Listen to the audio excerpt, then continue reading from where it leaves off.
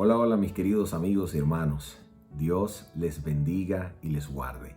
Sean todos bienvenidos a este estudio y comentario de la lección de la escuela sabática, que en esta ocasión lleva como título Crisis de liderazgo.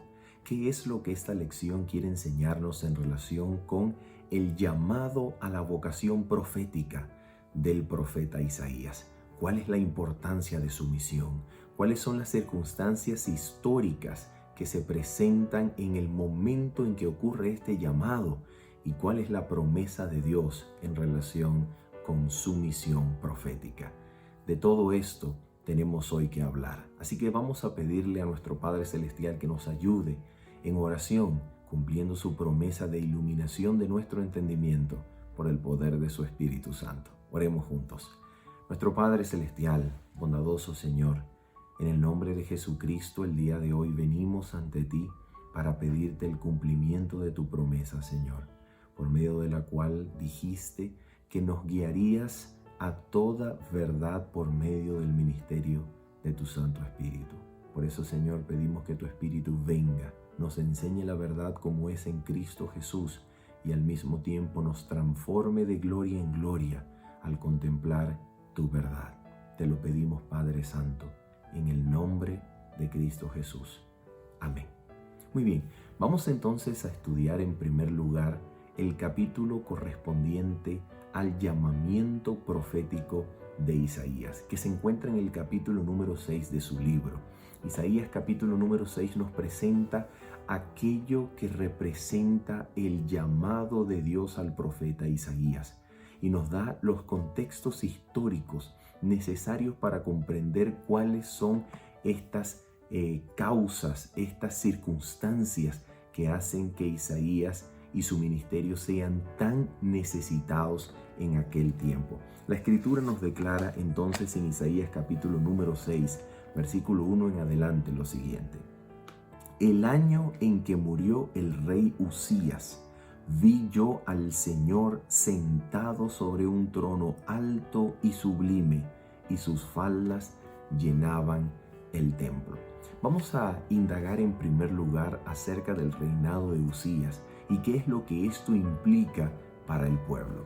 De acuerdo con el libro de Crónicas, en Segunda de Crónicas capítulo número 26, tenemos un excelente relato de lo que caracterizó el reinado de Uzías, que fue uno de los reinados más largos en el reino de Judá, de 52 años en total, con una corregencia compartida con su hijo Jotán. Sin embargo, nos dice el registro histórico de el reinado de Uzías lo siguiente en Segunda de Crónicas capítulo número 26, versículo número 12 en adelante. Vamos a ver lo que nos dice la Escritura. Dice así: el número total de los jefes de familias valientes y esforzados era de 2,600, y bajo las órdenes de estos estaba el ejército de guerra de 307,500 guerreros poderosos y fuertes para ayudar al rey contra los enemigos. Noten esto, no es cualquier cosa. En un reinado y en un momento histórico como el del profeta Isaías, que vive en el siglo VIII, mediados del siglo VIII antes de Cristo, tener un ejército de 307,000 guerreros para ayudar al rey a batallar en contra de los enemigos del rey, esto es una cosa impresionante. Notemos esto. Cuando el pueblo de Israel salió de Egipto, de acuerdo con el Éxodo, se nos dice que eran 600,000 hombres de a pie. Para época del siglo VIII, mediados de este siglo, tener un ejército de 300,000 guerreros, esto es algo impresionante. Ahora, note esto. De acuerdo con el libro de Deuteronomio, en el capítulo 17, al rey de Israel se le había prohibido multiplicar para sí caballos, contar ejército. ¿Por qué razón? El texto de Deuteronomio 17 ya lo decía muy claro: para que no se engrandezca, para que no se enaltezca el corazón del rey. Ahora mira esto, después de decirnos el número de sus ejércitos, nos dice la escritura lo siguiente: Uzías preparó para todo el ejército escudos, lanzas, yelmos, corazas, arcos y hondas para tirar piedra. Y ahora mira esto: e hizo en Jerusalén máquinas inventadas por ingenieros. Es la única vez en toda la Biblia donde se encuentra una palabra hebrea que quiera decir invención, inventor o gente que diseña armamento bélico. Ahora mira esto: para que estuvieran en las torres y en los baluartes, para arrojar flechas y grandes piedras, y su fama se extendió lejos, porque fue ayudado maravillosamente hasta hacerse poderoso. Ahora, ¿es posible creer que un rey puede hacer exactamente lo contrario a lo que dice la palabra de Dios y no pensar que algo malo va a ocurrir en el corazón del rey?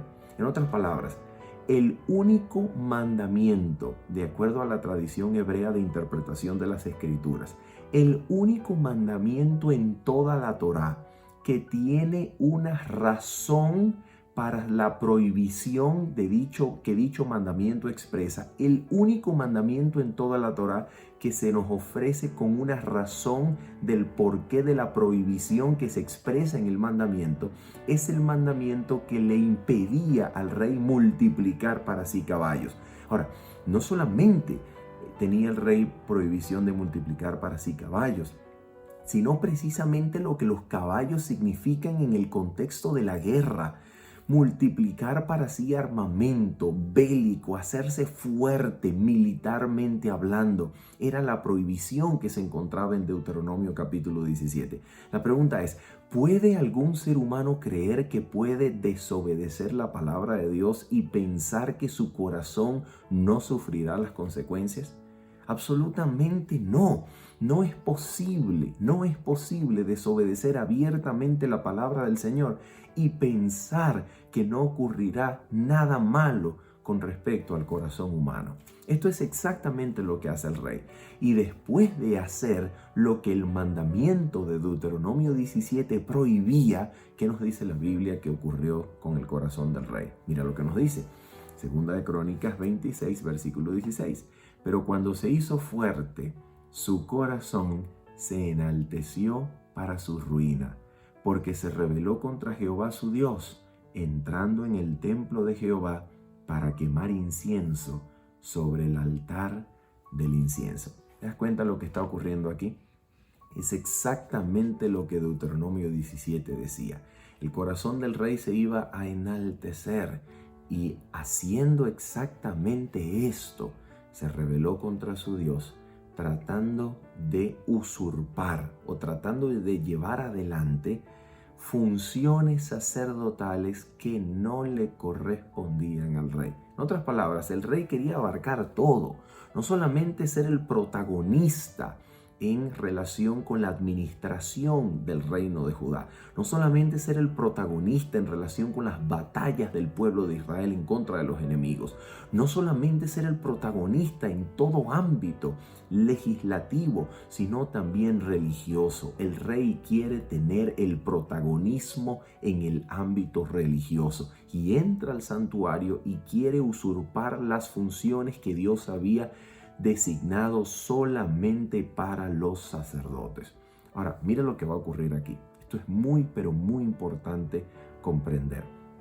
De acuerdo al libro de Segunda de Crónicas, cuando llegamos al capítulo 27 y se nos presenta todo este relato del reinado de Uzías, cuando viene su hijo Jotán, nota lo que nos dice acerca del pueblo. Mira esto, en Segunda de Crónicas, capítulo 27, versículo número 2, hablando de Jotán, hijo de Uzías, que continúa el reino de su padre, mira lo que nos dice la palabra. Dice así de Jotán: e hizo lo recto ante los ojos de Jehová, conforme a todas las cosas que había hecho Uzías su padre. Mira esto: salvo que no entró en el santuario de Jehová. Ahora mira esto: pero el pueblo continuaba corrompiéndose. La pregunta es, ¿por qué el pueblo se corrompe? ¿Por qué razón cuando el rey toma caminos que le son prohibidos, por qué razón el pueblo sufre las consecuencias? ¿Por qué razón existe una correspondencia entre lo que el rey vive y lo que el pueblo experimenta? ¿Por qué razón? ¿Qué es lo que la Biblia nos enseña acerca de la correspondencia entre el rey y el pueblo? Mira lo que nos dice la Escritura con mucho cuidado en el libro de Segunda de Crónicas, capítulo número 6, para que nosotros veamos la relación que existe entre el rey y el pueblo. Mira esto, dice la Escritura así en Segunda de Crónicas, capítulo número 6, y vamos a leer el versículo número 3 en adelante, hablando acerca de Salomón, que está a punto de inaugurar la casa de Dios, el templo de Dios, que Dios le dio la oportunidad y el privilegio de construir, cosa que no se lo había dado a David su padre.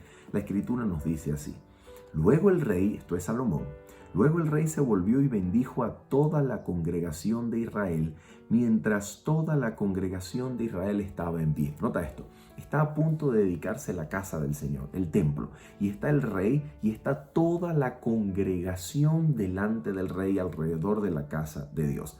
Esto es muy importante porque el rey bendice a toda la congregación y toda la congregación de alguna manera va a estar representada también en la persona del rey. Ahora, ¿cómo sabemos esto? Mira lo que nos dice Segunda de Crónicas, el mismo capítulo número 6, y ahora el versículo número 12, y vamos a leer luego Segunda de Crónicas, capítulo 7, para confirmar esto. Dice la Escritura así, Segunda de Crónicas 6, 12. Se puso luego Salomón delante del altar de Jehová en presencia de toda la congregación de Israel y extendió sus manos. ¿Qué es lo que a continuación se anuncia? La oración que Salomón eleva a Dios en el momento de la dedicación del templo del Señor. Cuando esta oración termina y Dios responde la oración de Salomón en una visión nocturna que Dios se le aparece al rey. Mira lo que nos va a decir la palabra del mismo Dios en relación con lo que tiene que ver el rey en calidad de representante de la congregación. Mira esto, dice así, Segunda de Crónicas, esto es ahora en el capítulo número 7, versículo número 17 en adelante. Mira lo que dice la Escritura. Y si tú andas, está hablando Dios ahora a Salomón, respondiendo en visión nocturna la oración que Salomón ha ofrecido en calidad de rey y en calidad de representante de toda la congregación. Mira lo que las palabras de Dios hacen cuando se dirige al rey. Dice así: y si tú andas delante de mí como anduvo tu padre David, haces todas las cosas que yo te he mandado y guardas mis estatutos y mis decretos, yo confirmaré el trono de tu reino como pacté con David tu padre, diciendo, no te faltará uno de los tuyos para que gobierne en Israel. Ahora mira lo que viene. Pero si vosotros os volvéis y dejáis mis estatutos y mis mandamientos que he puesto delante de vosotros, y vais y servís a dioses ajenos y los adoráis, yo os arrancaré de mi tierra que os he dado, arrojaré de mi presencia esta casa que he santificado a mi nombre, y la haré objeto de burla y escarnio entre todos los pueblos. Pregunto, ¿por qué Dios, cuando le está hablando al rey, por qué no continúa Dios hablándole en la segunda persona del singular? ¿Por qué no continúa solamente hablándole y limitándose en su discurso al rey como su interlocutor? Sino que ahora Dios, en la respuesta al rey, extiende su promesa y extiende su advertencia a todo lo que el rey representa, y habla ahora en plural, y le habla en la segunda persona del plural, diciéndole no solamente al rey, sino a todo el pueblo, que si el pueblo se pervierte, entonces Dios los arrancará de la tierra. ¿Por qué esto ocurre en el momento en que Dios le está respondiendo al rey su oración? Porque lo que acontezca con el rey, acontecerá con el pueblo, porque el rey, en el momento en que Dios hace pacto con él, el rey representa el pueblo de Dios en su totalidad. Y en calidad de representante, en el momento de la dedicación del templo, Salomón ha bendecido al pueblo, se ha parado delante del altar, delante del Señor en calidad de representante, y aquello que acontezca con la vida del rey y su fidelidad o infidelidad a la palabra del Señor tendrá repercusiones en todo el pueblo en totalidad. De esto se trata. Lo que acontece con el rey, si el Señor bendice al rey, si el Señor confirma el pacto con el rey, tendrá implicaciones para todo el pueblo. Aquello que suceda con el rey sucederá con todo el pueblo. Y esto es exactamente lo que sucede en los días de Usías. Usías pervierte con soberbia y con el enaltecimiento de corazón, pervierte su camino que hasta el momento había sido recto delante de los ojos de Dios, pero en el momento en que su corazón se enaltece, sus príncipes se enaltecen, su administración se enaltece y el pueblo sufre consecuencias. Por esa razón, cuando llegamos a los capítulos iniciales del libro del profeta Isaías, encontramos que el pueblo se encuentra en una situación en donde los príncipes se encuentran oprimiendo al pobre, oprimiendo a la viuda, oprimiendo al huérfano. Los príncipes se han multiplicado en territorio y en dominio hasta el punto de que Isaías les dice: ¿pero acaso ustedes quieren vivir solos en la tierra? ¿Qué es esto de que los príncipes y los cortesanos del rey, qué es esto de que añaden casa tras casa, campo tras campo? ¿Acaso van a ser ustedes los dueños de todo el país? ¿Se dan cuenta? Esto es exactamente lo que está ocurriendo. Se ha formado una clase enaltecida, una clase real que ha multiplicado sus posesiones, ha tirado por el suelo la justicia social, han querido adueñarse de todo el país, han querido ser los dueños de todo, y entonces esto hace que se pervierta el derecho. Ahora mira, la situación que vive Isaías en los días del rey Usías, durante los días en donde la muerte de Usías cede a un reinado oficial de su hijo Jotán, es exactamente parecida a la situación que vive el profeta Habacuc, que en ocasión de su ministerio profético, Habacuc se va a parar delante del Señor y le va a decir a Dios que la ley del Señor es pisoteada, que la ley del Señor es irrespetada y nadie le hace caso, que por esa razón la justicia se pervierte y parece que Dios no hace nada ante esta situación. Y la respuesta de Dios al profeta Habacuc, en Habacuc capítulo 2, versículo 20, va a ser: Jehová está en su santo templo, calle delante de él toda la tierra. Ahora bien, la respuesta que Dios le da a Habacuc se la va a mostrar a Isaías. Aquel discurso de Jehová en su santo templo y por tanto calle delante de él toda la tierra porque Jehová está a cargo, este discurso se le va a representar en una visión al profeta Isaías. Es exactamente la misma idea. Dios quiere que Isaías comprenda que no es Usías el que reinaba, que no es Jotán el que ahora se va a encargar del reino, siendo joven de 25 años, como dice el proverbio: hay de ti pueblo cuando tu rey es joven. No es Jotán, que tiene solamente 25 años, el que va a reinar, el que está encargado del reino, el que va a echar adelante el reino de Israel, aquel que está encargado del destino histórico de su pueblo. No es el rey, es el mismo Dios excelso en sobremanera. Es el Dios de Israel el que está a cargo, por tanto no hay que desesperarse. Hay que mantener la calma y hay que mantener la mirada puesta donde debe estar, en el gran trono del universo que rige el Dios Altísimo. Lo interesante es que esta visión que Isaías va a tener en el capítulo número 6 de su libro ocurre en el templo de Jerusalén.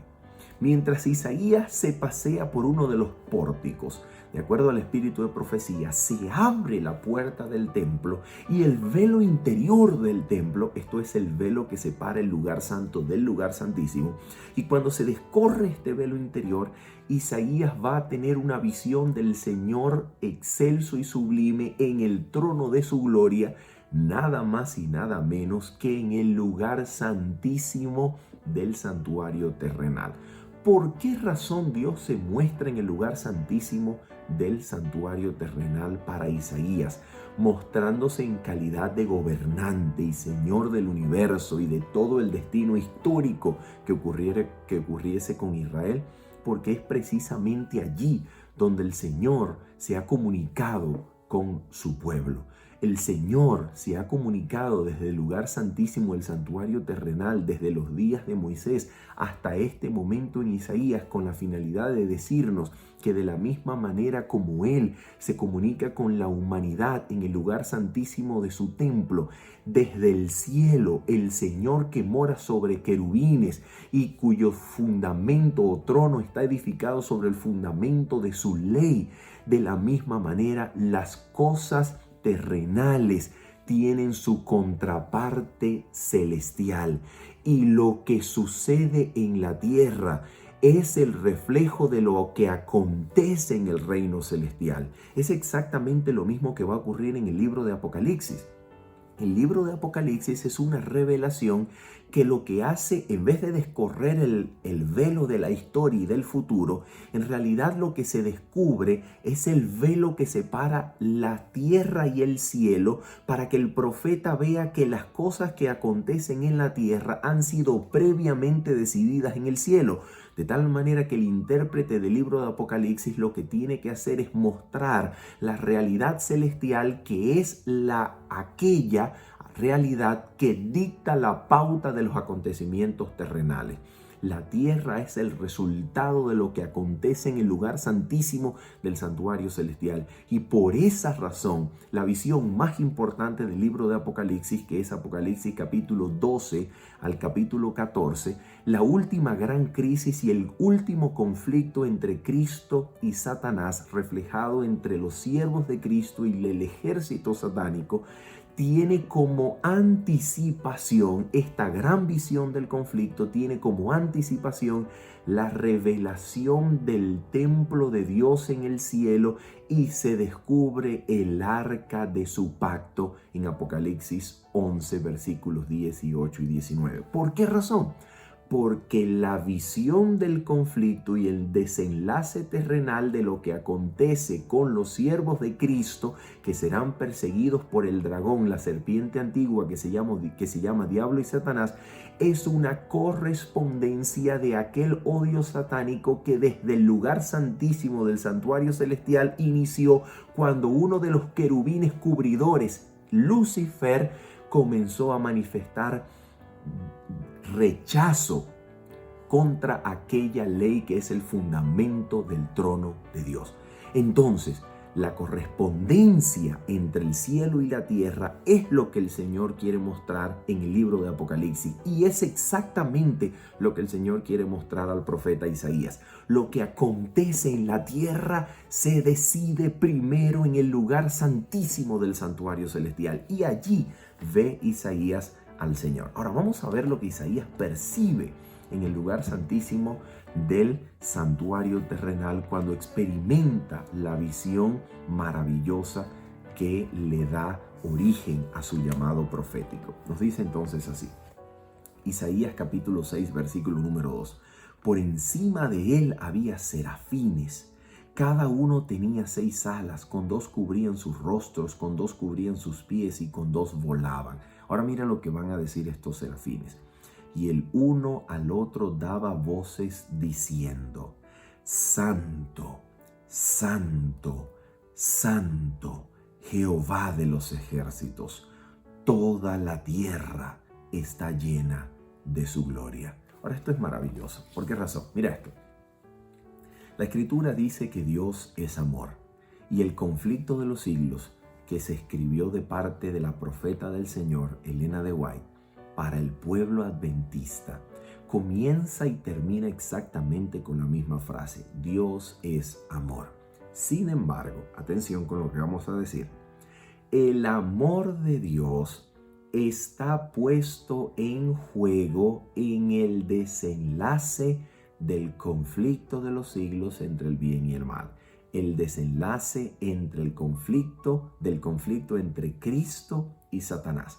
Es en el desenlace de este gran conflicto en que se pone a prueba lo que se ha declarado para toda mente inteligente y que había de ser recibido por la fe y la confianza en el Creador. Dios es amor, es la premisa fundamental del gobierno divino sobre toda inteligencia en el universo. Llámese ángeles, llámese habitante de un mundo no caído o llámese ser humano en la tierra. Dios es amor, es lo que la conciencia individual debe creer y aceptar por la fe. Pero esto que se debe creer y aceptar por la fe, en confianza del gobierno del Creador, se pone en evidencia en el desenlace del gran conflicto, que Dios es amor. Ahora bien, lo que va a evidenciar en el desenlace del gran conflicto, que en efecto Dios es amor de principio y por la eternidad, desde la eternidad y hasta los siglos de los siglos, lo que va a evidenciar que esa premisa es real es que en el desenlace del gran conflicto, el amor de Dios se evidencie por medio de un libramiento o por medio de un exculpar a Dios y librar a Dios de toda implicación con el pecado. Voy a repetirlo para hacerlo más claro. Lo que va a evidenciar en el desenlace o desarrollo del gran conflicto entre el bien y el mal, entre Cristo y Satanás, que Dios es amor en verdad, es que Dios al final se muestre delante de todo el universo como que nunca Dios tuvo que ver con el origen del mal y del pecado. Si Dios tuvo algo que ver en relación con el origen del pecado, entonces no es amor. Pero si el conflicto de los siglos y el desenlace y desarrollo final de este conflicto muestra y evidencia que Dios no tiene nada que ver con el pecado, que el pecado desde su origen no tiene excusa ni razón de ser y es un intruso y no parte del plan de Dios, entonces verdaderamente Dios es amor. ¿Qué es, en otras palabras, lo que estoy intentando decir? Lo que estoy intentando decir es que Dios es amor y se evidencia en el gran conflicto que Dios es amor si y solo si Dios puede mostrar su santidad en relación con el pecado. ¿Qué cosa es esa? ¿Qué cosa es la santidad en relación con el pecado? Eso es lo que el Espíritu de Profecía en la página 197 del Manuscript Released, el manuscrito liberado número 21, dice que es exactamente la justicia de Dios. ¿Qué es la justicia de Dios? Responde la profeta del Señor. La justicia de Dios es su santidad en relación con el pecado. Entonces, ¿qué es lo que los serafines proclaman cuando proclaman santo, santo, santo el Señor? ¿Qué quieren decir los serafines? Los serafines quieren decir que Dios es absolutamente libre de cualquier implicación y relación con el origen del pecado y el mal. Dios no tiene nada que ver con el pecado y la maldad. Dios es absolutamente limpio, absolutamente puro. Su carácter es absolutamente leal, es verdaderamente amor y se muestra en que no tiene nada, pero nada que ver con el origen del pecado y la maldad. El origen del pecado y la maldad han de ser, señalados como consecuencia de la libertad de elección o el libre albedrío con el cual Dios dotó a sus criaturas. pero de esto Dios no es responsable. Dios no tiene nada que ver con el origen del pecado y el pecado no tiene excusa, hasta el punto de que encontrarle una excusa o una minúscula función en el plan de Dios deja de hacerlo pecado. Si el pecado tiene una minúscula función en el plan de Dios, en ese instante se deja de ser pecado y se convierte en un atributo del plan de Dios. Pero el pecado no tiene excusa. Excusarlo equivale a defenderlo. Es un intruso y nada se enseña más claro en las Sagradas Escrituras que el hecho de que Dios no tiene nada que ver con su origen. Nada. El pecado es un intruso. Nada ha de señalarse al gobierno divino, algún defecto o alguna reserva arbitraria de su gracia que haya dado origen al pecado. No, Señor, nada. El pecado es un intruso y no tiene excusa. Esa santidad, ese infinito apartamiento de Dios del pecado y la maldad, esa infinita trascendencia y absoluto apartamiento y alejamiento de Dios de la maldad y el pecado es lo que quiere decir los serafines cuando proclaman santo, santo, santo. Ahora bien, mira esto. Se pone interesante lo que vamos a decir a partir de ahora. Escucha esto. En el momento en que Isaías percibe la santidad de Dios, mira lo que va a ocurrir. Los quicios de las puertas se estremecieron con la voz del que clamaba, y la casa se llenó de humo. Entonces dije, mira lo que va a ocurrir aquí, atención con esto. Ay de mí que soy muerto, porque siendo hombre inmundo de labios. Inmundo de labios no solamente quiere decir que Isaías era mentiroso, que decía, malas palabras o que su discurso era perverso. No. Ser inmundo de labios, como la frase no había engaño en su boca, quiere decir mucho más que lo que el hombre pronuncia con sus labios. Quiere decir lo que el hombre es delante de Dios. Por esa razón los 144,000 que aparecen en Apocalipsis 14 aparecen sin engaño en sus bocas. ¿Por qué? Porque son sin tacha, son rectos, son intachables delante del Señor. Entonces, ser inmundo de labios no quiere decir solamente lo que Isaías pronuncia con sus labios, sino el carácter integral de la persona. Porque la persona es lo que bota por la boca. La persona es lo que sale de su boca. Ya lo dijo Jesús en Mateo 15. Lo que sale del hombre es lo que contamina el hombre. Por eso, lo que el Señor está diciendo, o lo que Isaías está diciendo aquí por inspiración del Señor, al llamarse a sí mismo o considerarse a sí mismo y al pueblo entre el cual habita como inmundo de labios, es un carácter defectuoso, un carácter imperfecto, un carácter que no es intachable delante de Dios. Y ahora dice así: ay de mí que soy muerto, porque siendo hombre inmundo de labios y habitando en medio de pueblo que tiene labios inmundos, han visto mis ojos al Rey Jehová de los ejércitos. Jehová es el Rey. Aunque Usías haya muerto y Jotán sea un joven de 25 años, el Rey es el Señor. Y no hay que temer. No hay que temer a Siria, no hay que temer a Egipto, no hay que temer a los sirios cuando se pongan de acuerdo con Israel del norte para venir a invadir a Judá. No.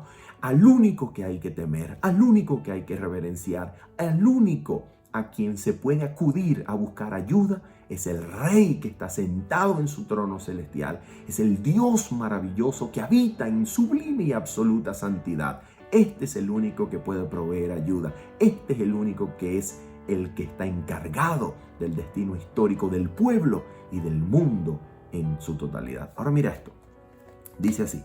Recuerda, Isaías ha reconocido su carácter defectuoso. Isaías ha reconocido su falta de santidad para estar en la presencia del Dios Altísimo. Ahora mira, viene ahora la lección más importante de todo el capítulo 6.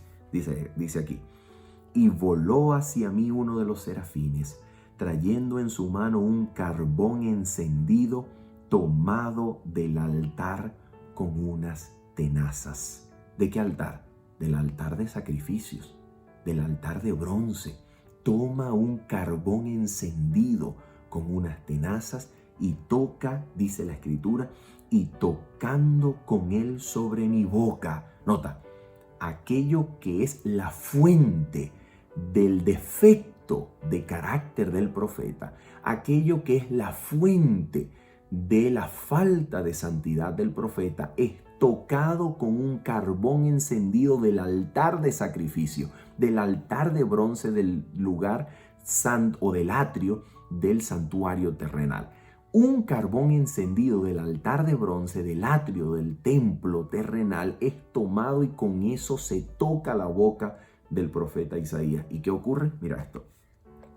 Y tocando con él sobre mi boca dijo: he aquí que esto tocó tus labios y es quitada tu culpa y limpio tu pecado. ¿Qué nos está queriendo decir la Escritura con esto? Bueno, la Escritura nos está diciendo algo extraordinario. Atención con esto. ¿Qué representa el altar de sacrificio, el altar de bronce del atrio del templo terrenal? ¿Qué representa? Representa el sacrificio de Cristo en la cruz del Calvario. Ahora bien, si el sacrificio de Cristo de la cruz del Calvario puede quitar la culpa del pecado, ¿podrá también quitar el pecado mismo? ¿Podrá no solamente quitar la culpa de nuestros pecados, que merecen nuestros pecados? ¿Podrá el sacrificio de Cristo en la cruz del Calvario hacer limpio a aquel que lo acepta, quitando el pecado mismo?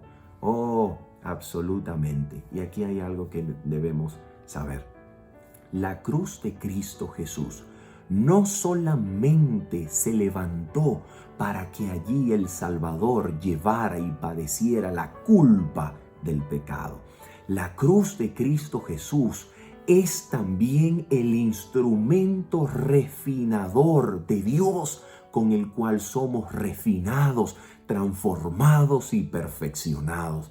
La cruz de Cristo Jesús es también el elemento refinador que no solamente puede quitar nuestra culpa, sino limpiarnos de todo pecado, destruir el pecado, sacar el pecado que nos había dominado hasta entonces y limpiarnos y presentarnos puros y sin mancha delante del trono de Dios.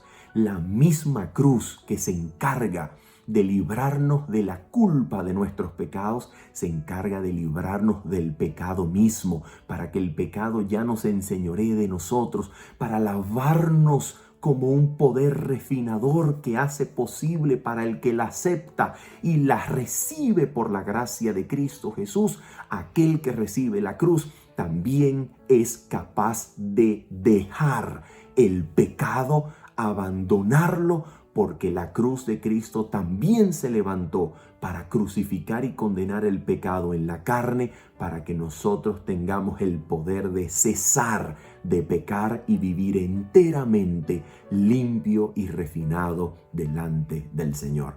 Por esa razón, el carbón que se saca del altar de sacrificio no solamente quita la culpa de Isaías, también limpia su pecado, porque la cruz de Cristo nos hace limpios del pecado y quita la culpa, de manera que ninguna condenación hay para los que están en Cristo Jesús. De eso se trata, querido amigo.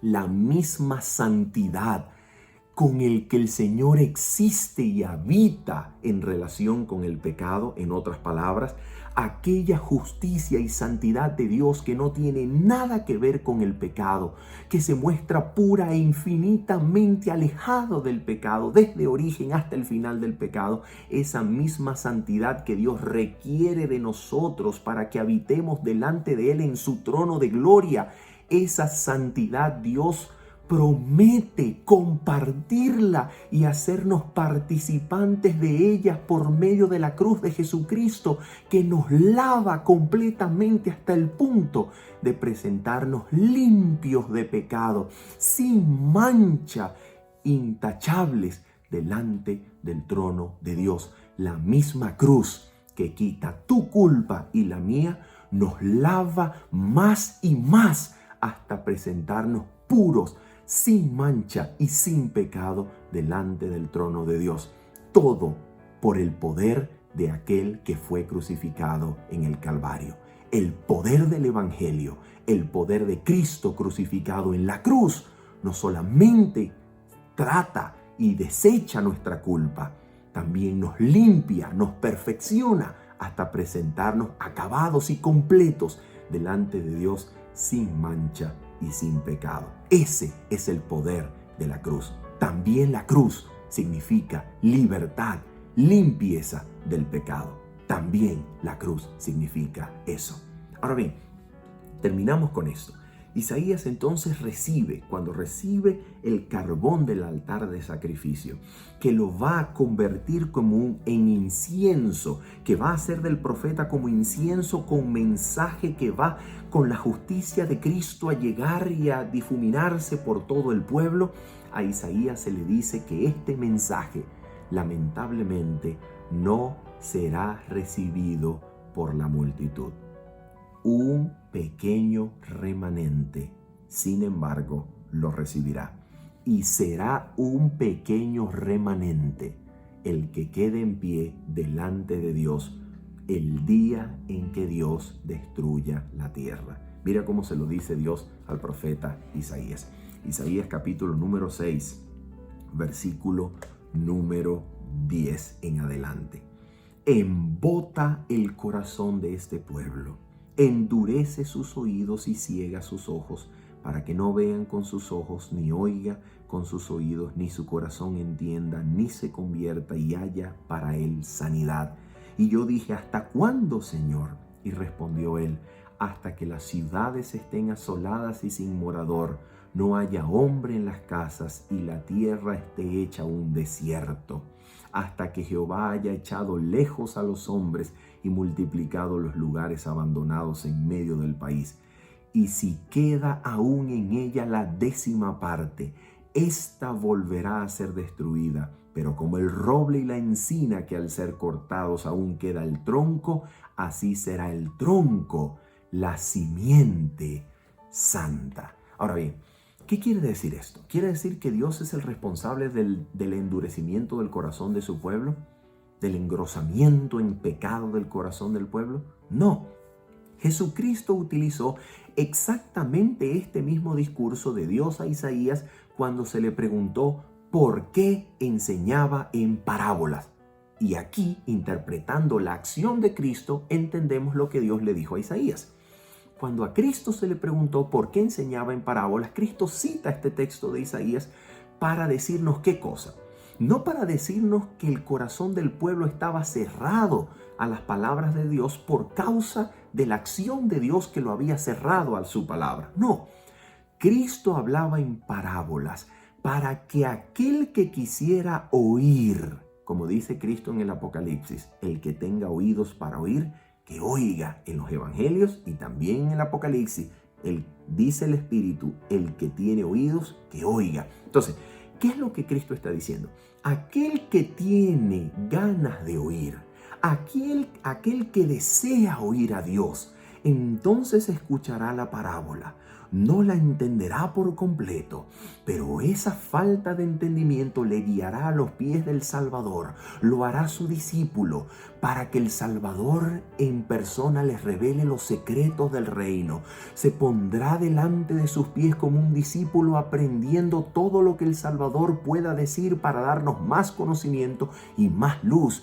Y al mirar y ponerse a los pies del Salvador, su gloria, su poder, su perfección será irradiada y se absorberá por el discípulo hasta el punto de que el discípulo, al contemplar al Maestro, llegue a ser como su Señor. Pero ¿qué sucede con aquel que no quiere oír? Aquel que no quiere oír escuchará la parábola, no la entenderá y su falta de entendimiento, en vez de guiarlo al pie del Salvador, será una excusa para decir: a este hombre nadie lo entiende, estas palabras no tienen sentido, yo mejor no le hago caso y me voy por el camino en el que vine. ¿Te das cuenta? Las parábolas, la misma parábola que despierta el interés en algunos y los atrae como discípulos a los pies del maestro, desecha a otros, hace que otros se vayan, hace que otros marquen su rumbo aparte del Salvador sin convertirse en sus discípulos. Al mismo tiempo que aquellos que no quieren oír, sino quieren hallar algo en esa parábola o en esas palabras para tentar al Salvador, no encontrarán nada. ¿Te das cuenta? Así es la vocación profética de Isaías. Dios no es el responsable del endurecimiento o engrosamiento del corazón del pueblo, pero la misma palabra que derrite el corazón de algunos y los hace caer de rodillas ante el Señor, endurece el corazón de otros. ¿Y en dónde se halla la responsabilidad? La responsabilidad se halla aquí y aquí, en el corazón y en la mente de aquel que escucha, porque a todo el que tiene ganas, a todo el que quiere hacer la voluntad de Dios, se le dará. Pero al que no tiene disposición de hacer la voluntad de Dios, al que no quiere oír a su Señor ni someterse ante Él, a ese que no tiene, aún lo que tiene, es decir, la palabra que escucha, le será retirada, le será quitada. De esa manera entendemos lo que Dios le quiso decir a Isaías. Ve al pueblo y predica, pero la misma palabra que derretirá a algunos y los hará venir delante de mis pies, arrepentidos por sus pecados, esa misma palabra retirará a otros después de que hayan decidido endurecerse contra ella. Habiendo dicho esto, y esperando que haya sido de tu bendición y para crecimiento espiritual, se despide en esta hora tu servidor, Manuel Ospino, diciéndote bendiciones. Chao, chao.